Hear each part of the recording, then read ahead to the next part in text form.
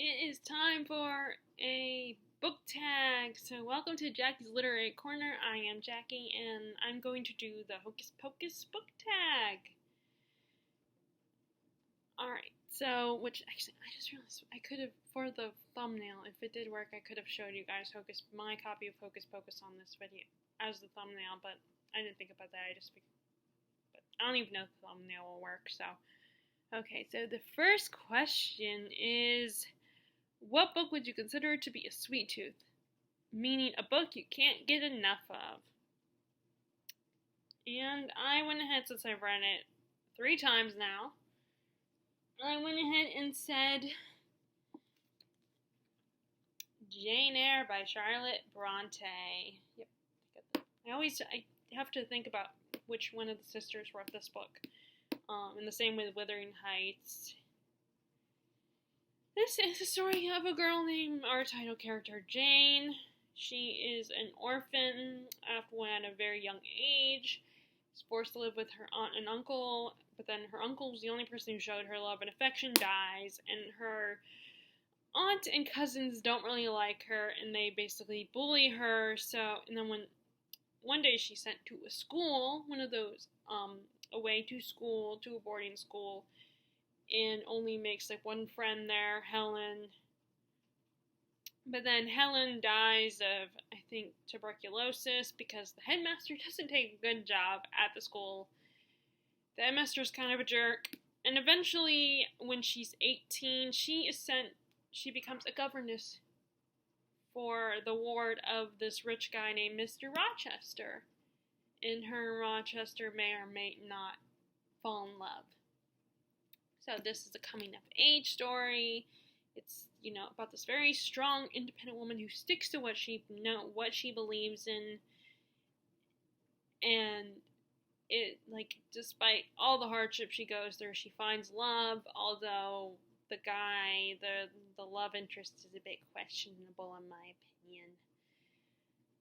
And it's not the romance that's the most important thing. I think the fact that it's a coming-of-age story, it's about a woman who stays strong throughout her whole life, up until, and just stays true to who she is.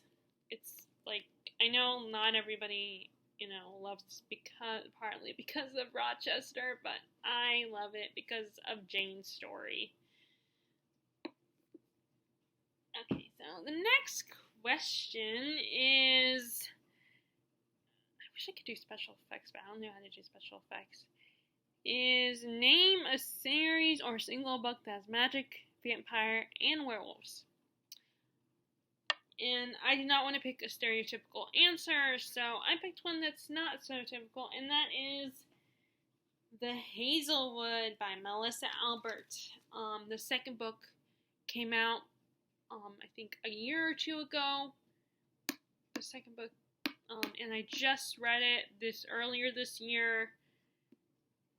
I can't remember, what was the second book called?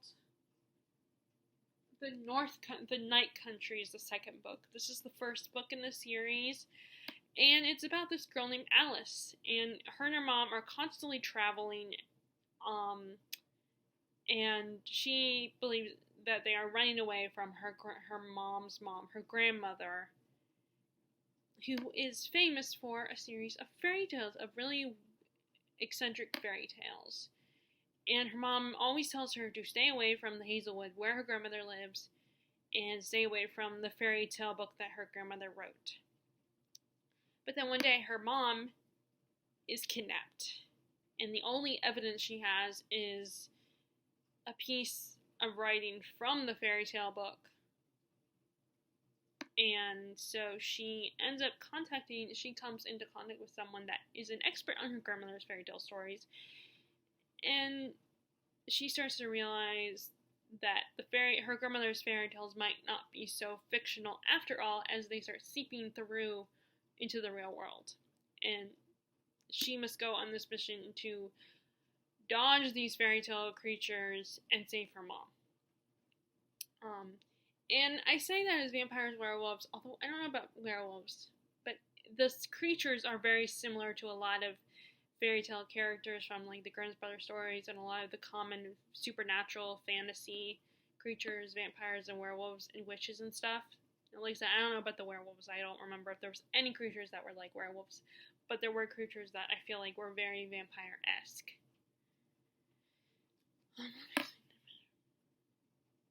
And of course it has magic, because it's fairy tales.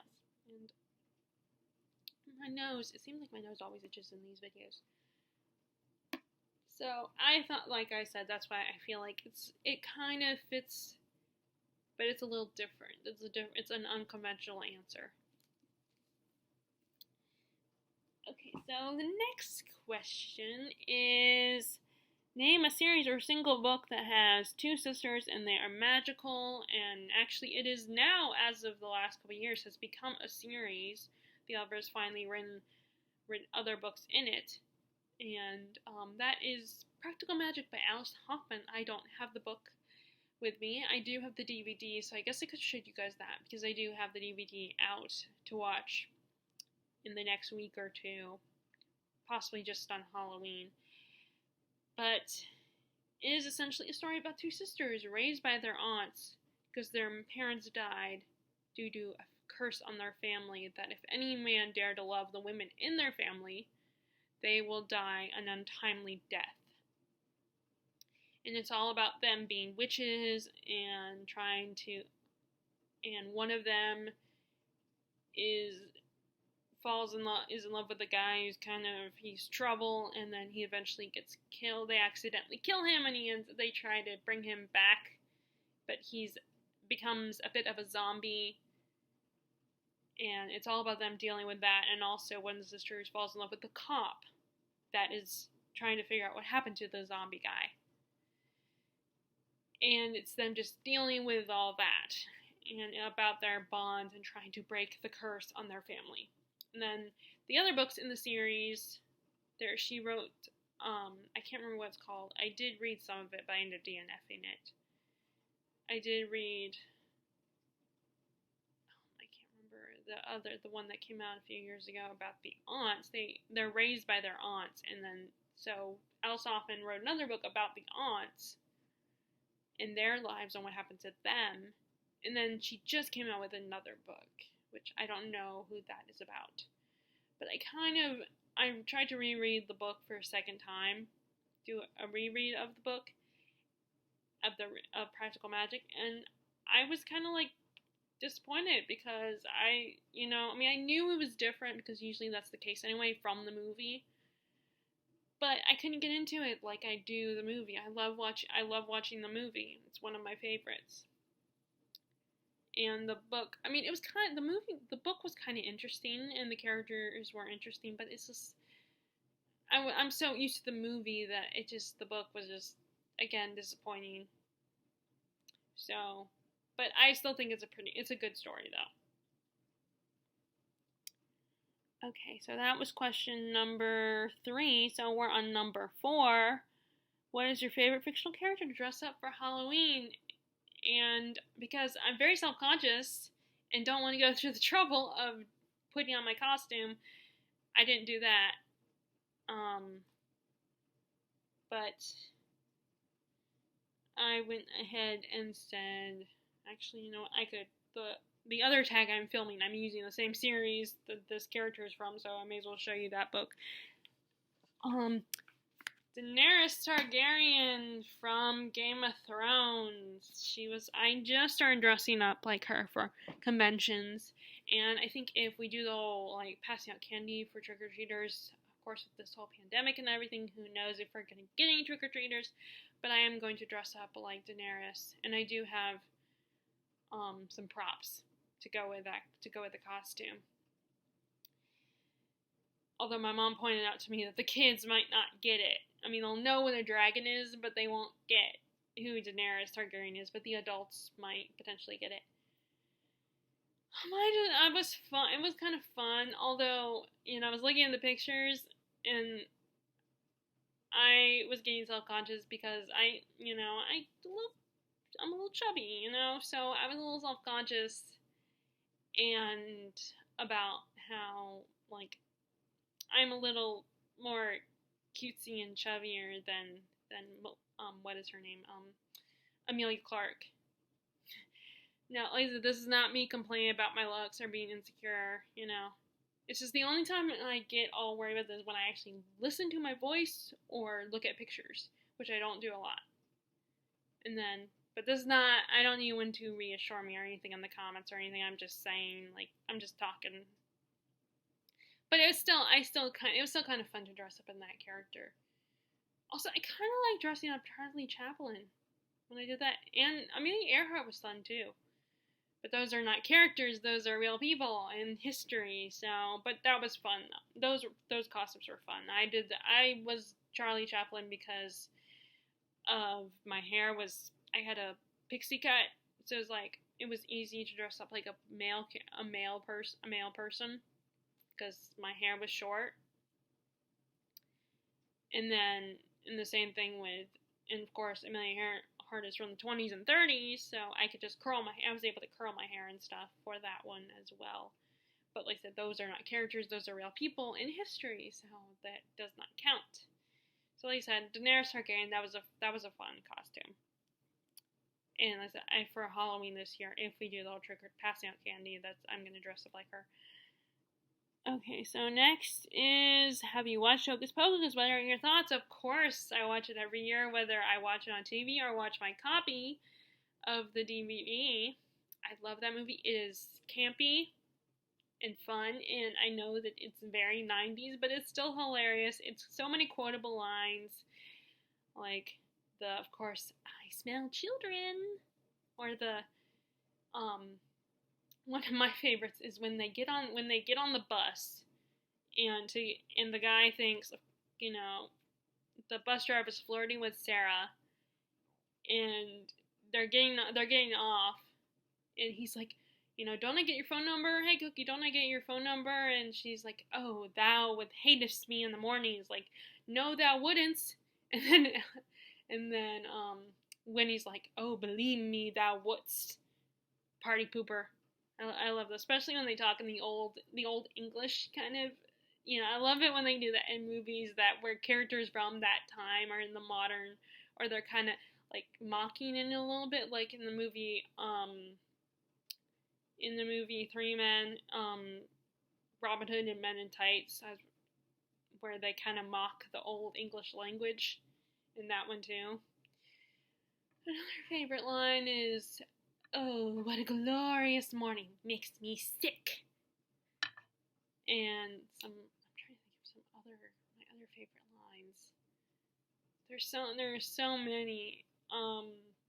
so many great lines, in that whole movie. It's such a quotable movie.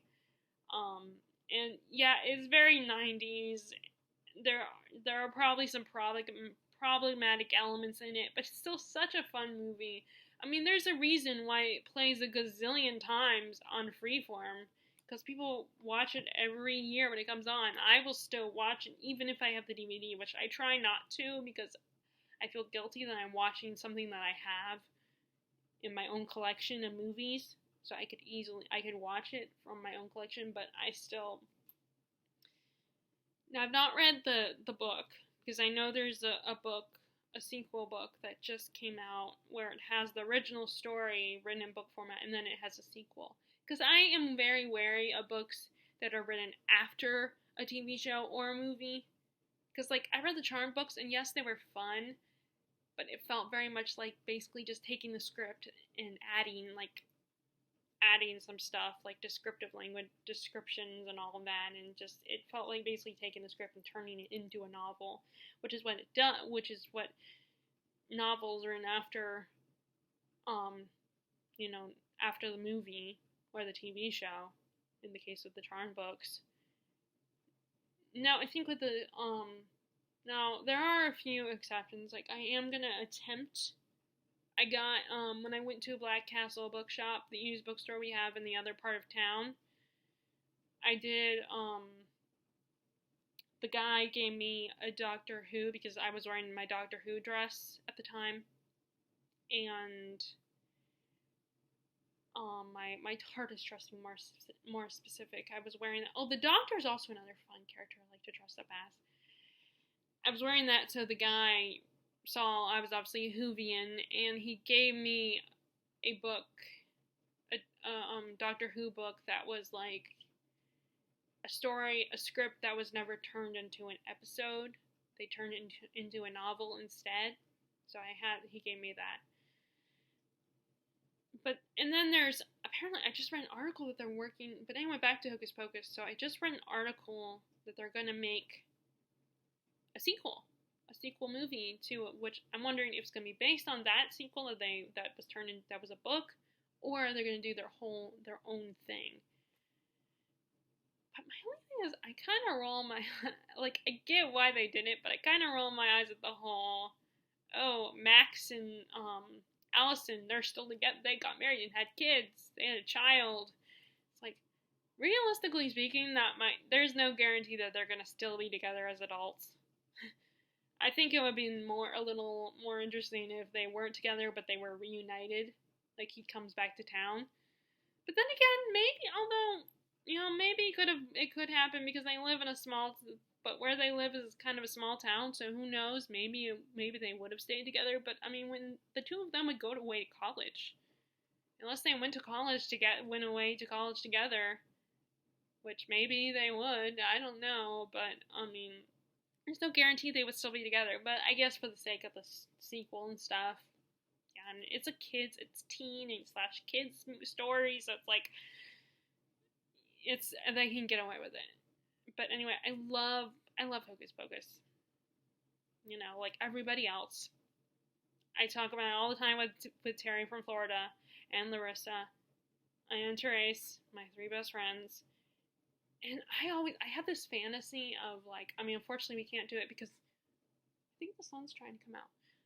Unfortunately we can't do it because I don't, now I live in North Carolina and Larissa is back in Maryland, and she might be moving to Delaware, but I always have this fantasy of us dressing up like the sisters, or, either those 3, although there's 4 of us, so it's kind of hard. So one of us would have to be the cat, maybe. One of us could be the Thackeray Banks. One of us could be Banks, have cat ears and stuff, and a tail and all that, be a furry version. But, like, I always have this little fantasy of me and my friends dressing up like the sisters. Like, she would, Although one of us could also be, could be the, Danny, or Max, or Allison. I would say Danny. I think Danny would be. But, like if, Larissa and Therese and me could be the witch sisters, and then maybe Terry from Florida could be Danny or something. Although it would depend on what they want to do. Either way, I just know I want to be Sarah. I would love to be Sarah, dress up like Sarah. But anyway, I'm not talking about the movie, because I love the movie, but this is a tag, so I don't want this to be too long. Okay, so next question is, if you could have any famous cat, which one would you choose? I had trouble with this one, and I tried not to do the same as I can't remember what his channel name is. I just remember his first name is Josh. He actually dressed up when he did this tag. He dressed up as Winifred Sanderson, as Winifred, and what's great is I could actually, all I have to do is get the dress. I could be Sarah for a convent for next year for GalaxyCon. I could be Sarah because I have my Dany wig is blonde. I mean, Dany from Game of Thrones is blonde, so I could use that for the wig, and then I just have to get the dress. But anyway, and actually it'd be funny because I would probably be tired the first, when we first start the day, so I can when I'm tired, I do get a little ditzy and oblivious, so it would work for the cosplay. But anyway, so I didn't want to choose Josh's answer, but I couldn't think of any other, because the other cats I know, as much as I like them, I don't know if I would, I would rather, like, Salem is just snarky. talking the '90s version, not the one in the most recent Sabrina one, and that's based on the original. Okay, because the '90s is not the original. Okay, the original is the comic book that came out before for the '90s TV show. But and then I did think about the Magnificat from Morgan Crow series, which that's what I think it should be called, the Morgan Crow series, not Nevermore, because the first book is called Nevermore, and then the second doesn't even have Nevermore in the title. But I guess Nevermore is the name of the town or whatever. So I guess it kind of fits. But anyway, yeah, the Magnificat, I don't remember her name, but she would be kind of cool too. But I went ahead and used Josh's answer because I agree with him. It would be fun to have this cat. And I said the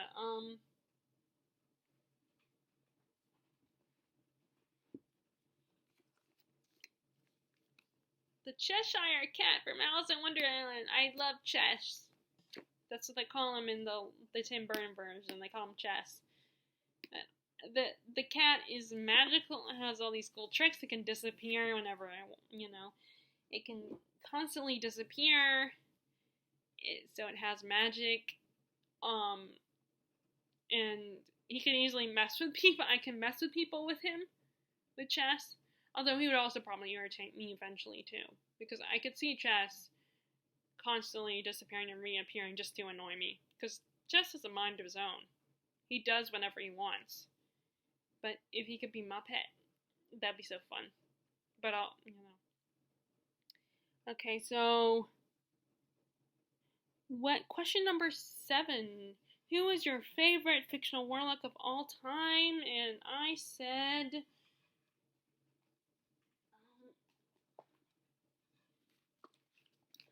the dragon from Uprooted by Naomi Novik. The dragon is awesome. He's mysterious. He's like the male equivalent of some of my favorite male characters, and in a lot of the classics that I like. He's just mysterious. He's mysterious and broody and stuff. He does, although I can kind of understand where people don't like him because they kind of maybe even hate him because of the way he treats our main character. And he's also fictional, so I feel like it's okay he's not real. So, if you're questioning my sanity, if you read this book because of how he treats her, it's fictional, it's not real. So don't go, so it's okay. And so I feel like he's just so fascinating to read about, and and it would also be fun to mess with, to also drive him crazy with, if I had magic like hers, which her magic is more chaotic. He's also very frustrating, but he's still awesome. Okay, the next one, the next question is, which author would you go trick-or-treating with? And I went ahead and said Stephen King. I could see him really going all out with the trick-or-treating. He would have so much fun, and I could see also him being the type of person who would have great Halloween parties. But, maybe not, because I don't know, maybe I'm wrong here, but, maybe he's actually really quiet just because he writes really good horror does not mean it's the personality, the impression of his personality I got is I feel like he would have a fun time. And he wouldn't just go trick-or-treating, like I said. I feel like he would also go, he would go all out, and I think with the costume and everything, and I think he would also be the type, instead of trick-or-treating, would throw a great Halloween party. But who knows? But I just think it'll be fun to hang out with Stephen King for Halloween. Either way. Okay, so that was the Hocus Pocus book tag. So if you guys want to do this tag before Halloween is over, then I suggest you do it. and consider yourself tagged. If you like this video, give it a thumbs up. Click subscribe if you haven't already. I hope you are staying safe this year for Halloween. And just staying safe in general, wearing your mask, washing your hands, and being kind to others. And, or I will zap you if you're not kind to others and don't respect the fact that right now we're going through this pandemic and, and you need to wear your mask. So, I will talk to y'all later, and I hope you do this tag. Bye!